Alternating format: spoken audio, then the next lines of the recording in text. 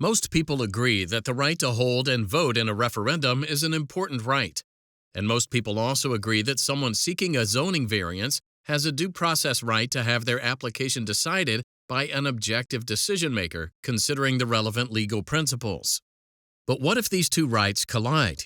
The United States Supreme Court considered that question in City of Eastlake versus Forest City Enterprises, Incorporated. The Ohio Constitution allows voters in each municipality the power to hold a referendum regarding any issue the municipalities can control by legislation. Forest City Enterprises owned land zoned for light industrial use. Forest City applied to the Eastlake Planning Commission for rezoning to permit construction of an apartment building. The Planning Commission recommended that the City Council approve the proposed change. While this proposal was pending, Eastlake voters amended the city charter to require that any changes in land use approved by the City Council also had to be approved by a 55% majority in a referendum. The City Council then approved Forest City's rezoning request.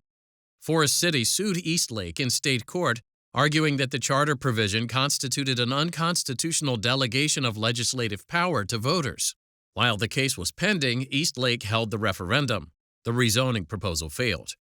The trial court then sustained the charter's referendum provision, and the Ohio Court of Appeals affirmed.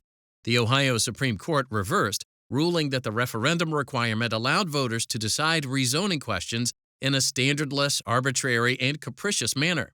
The court concluded that the referendum provision constituted an unlawful delegation of legislative power. The United States Supreme Court granted the city's cert petition.